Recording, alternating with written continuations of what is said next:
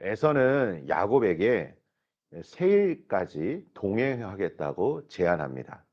하지만 야곱은 가족들과 가축들이 있어서 에서와 함께 갈 수 없다고 거절합니다.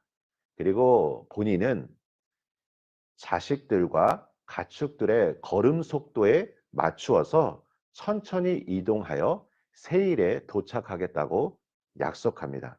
그래서 이 말을 들은 에서는 먼저 세일로 떠납니다. 하지만 성도 여러분, 18절 말씀을 한번 보십시오. 야곱은 세일이 아닌 어디에 머물렀습니까? 세겜성에 장막을 쳤습니다. 에서와 했던 약속을 어긴 것입니다. 오늘 이 야곱의 모습을 통해 우리가 발견할 수 있는 신앙에 아주 중요한 교훈이 있습니다. 불과 얼마 전까지만 하더라도 야곱은 하나님의 은혜 앞에 감사였고 또 본인을 둘러싼 여러 문제를 놓고 하나님을 의지하였고 하나님의 도우심을 구했습니다. 그리고 하나님께서 그에게 놀라운 길로 예비하셨고 함께 하셨습니다. 그런데 그 은혜가 얼마 지나지 않아 어떻게 됩니까? 자신이 가지고 있던 옛 습관대로 형 에서를 속이고 있는 것입니다. 이것은 우리 또한 마찬가지입니다. 저도 참 이런 경우가 있었습니다. 무엇입니까? 어려운 순간에, 고난의 순간에 하나님의 도우심을 구합니다. 그리고 하나님 앞에 이렇게 기도하신 때가 있었을 것입니다. 하나님, 내가 이 때를 벗어나면 제가 믿음 생활 잘하겠습니다. 신앙 생활 잘하겠습니다. 하나님, 온전히 믿음대로 살아가겠습니다. 그리고 나서 응답하심을 경험하고 나면 그 순간에는 하나님께 감사하지만 어느 순간 갑자기 내 삶을 돌이켜보면 과거 옛 습관대로 그대로 행동하는 우리의 모습. 어쩌면 야곱이 보여준 이 삶의 모습은 우리 신앙의 모습과도 너무나 닮아 있다는 것입니다. 그래서 우리가 이 새벽마다 나와서 예배를 드린다는 것이 어떤 의미일까요? 우리 예배를 드릴 때마다 하나님의 말씀을 생각하고 하나님의 은혜를 기억하는 것입니다. 우리는 이 하나님께서 베풀어 주신 은혜를 마음속에 새겨야 합니다. 그런데 사탄은 어떻게 합니까? 우리의 마음속에 하나님의 은혜를 지우기 위해 원망과 불평의 지우개를 가지고 다닙니다. 은혜를 계속 잊어버리게 한다는 것입니다. 바라기는 우리가 하나님께서 내 삶 속에 베풀어 주신 은혜를 기억하며 감사하는 삶이 되시기를 간절히 축원합니다. 우리 성경 말씀을 한번 찾아보도록 하겠습니다. 창세기 28장 21절과 22절입니다. 창세기 28장 21절에서 22절 말씀을 제가 한번 읽어드리도록 하겠습니다. 내가 평안히 아버지 집으로 돌아가게 하시오면 여호와께서 나의 하나님이 되실 것이요 내가 기둥으로 세운 이 돌이 하나님의 집이 될 것이요 하나님께서 내게 주신 모든 것에서 10분의 1을 내가 반드시 하나님께 드리겠나이다 하였더라. 베델에서 지금 야곱이 하나님의 함께 하심을 경험하고 난 이후에 하나님 앞에 약속한 내용입니다. 이 약속의 내용을 근거로 한다면 야곱은 지금 어디에 가야 합니까? 베델로 돌아가야 했습니다. 근데 지금 어디에 있습니까? 세겜성에 머물러 있던 것입니다. 오늘 본문 말씀을 보면 18절 말씀에 야곱이 밧단 아람에서부터 평안히 가나안 땅 세겜 성읍에 이르러 그 성읍 앞에 장막을 치고라는 부분이 있습니다. 여기서 이 평안히라는 말씀이 있습니다. 그리고 야곱이 가나안 땅을 소유하게 됩니다.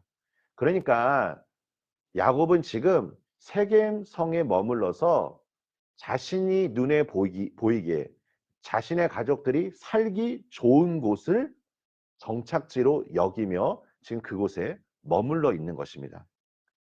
그리고 20절 말씀을 보십시오. 야곱이 제단을 쌓고 그 이름을 엘 엘로헤 이스라엘이라고 부릅니다. 그 뜻은 하나님 이스라엘의 하나님이라는 고백입니다. 어찌 보면 지금 우리 방금 전에 우리가 살펴본 창세기 28장 21절 22절 말씀에 이렇게 나와 있죠. 내가 평안히 아버지 집으로 돌아가게 하시오면 여호와께서 나의 하나님이 되실 것이요. 똑같은 고백입니다. 그런데 다른 한 가지가 있습니다. 무엇입니까? 이 고백은 베델에 가서 해야 한다는 것입니다. 세겜 땅에서 해야 하는 것이 아닙니다. 우리가 어떠한 결심과 다짐을 하였을 때 중요한 것은 하나님께서 기뻐하시는 순종의 모습으로 나아가기 위해서는 온전한 순종이 필요하다는 것입니다. 지금 야곱은 50점짜리 순종의 모습을 보이고 있는 것입니다. 사랑하는 성도 여러분, 신앙은 믿음 생활입니다. 오늘 하루 내가 믿음대로 사는 것이 매우 중요합니다. 우리가 세상에서 믿음을 지키는 거 참 쉽지 않다는 것을 느낍니다. 그 이유가 무엇일까요? 내 몸에 익숙한 그 습관을 하나 바꾼다는 것이 쉽지 않기 때문입니다. 베델에 있어야 함에도 불구하고 베델로 가야 함에도 불구하고 아직도 세상은 우리가 세겜에 머물러 현실 속에 안주하라고 우리를 유혹하는 것입니다. 제가 엔데믹 시대를 생각하면서 사실 성도님들을 향하여 바라는 제 안의 소망은 무엇이냐면 우리 성도님들이 자발적으로 능동적으로 본인의 신앙을 돌아보며 회복했으면 좋겠다는 생각을 했습니다. 사실 다른 사람들이 내 신앙에 대해서 이야기하면 별로 듣고 싶지 않을 것입니다. 내가 자원하는 마음으로 신앙생활 하는 것이 참 중요하죠. 그런데 제가 돌이켜 보니까 이 코로나 시대를 거치면서 많은 성도님들이 참 신앙의 어려움을 느끼고 있다는 것을 제가 깨닫게 되었습니다. 그래서 이때야는 능동적으로 신앙생활하는 것도 중요하겠지만 지금 이 순간만큼은 수동적으로 내가 내 신앙을 나아가야 하는 것이 참 중요하다는 것을 느낍니다.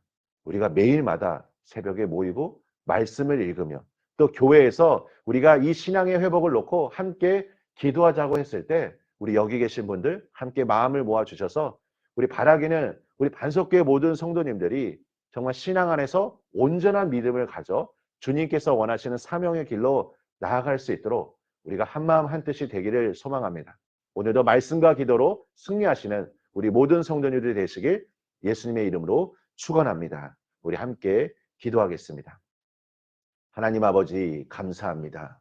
하나님, 우리는 아직도 옛 습관이 남아 있습니다. 아버지 하나님, 주님, 연약한 우리의 모든 것을 아시는 주님, 나를 긍휼히 여겨 주셔서 내가 믿음의 길로 나아갈 수 있도록 하나님 축복하여 주시옵소서. 매일 새벽마다 이 자리에 나와 하나님 앞에 기도할 때 오늘 하루를 위한 결단의 모습이 있게 하여 주시고 하나님 이 결단의 모습이 순종의 결과로 이어질 수 있도록 성령님 나를 도우시고 인도하여 주시옵소서. 내가 주님 앞에 꼭 붙어서 주님 안에 거하며 오늘 나의 믿음이 승리할 수 있도록 또 세상 속에서 하나님의 영광을 드러낼 수 있도록 주님 축복하여 주시옵소서. 하나님 엔데믹 시대를 이제 준비하면서 우리 성도님들의 신앙의 회복을 위하여 기도합니다. 아버지 과거에 받았던 은혜의 순간들이 있었는데 아버지 이 상황과 환경으로 인해서 많은 크리스찬들이 신앙에 지금 뒷걸음을 치며 아버지 하나님 어려움을 겪고 있는 이때 주님 우리가 예수님의 마음으로 함께 기도할 때 우리 모두가 넉넉히 승리를 이룰 수 있도록 주님 축복하여 주시옵소서. 그래서 하나님께서 우리에게 주시는 놀라운 평안과 은혜를 온전히 누리게 하여 주시고 우리가 세상을 살아갈 힘은 오직 하나님의 능력이요 하나님의 힘이요 하나님의 지혜요 하나님의 역사임을 기억할 수 있도록 주님 축복하여 주시옵소서. 바라는 한 가지의 소망 주여 꼭 이루어질 수 있도록 주님 들으시고 응답하여 주시옵소서. 예수님의 이름으로 기도합니다. 아멘.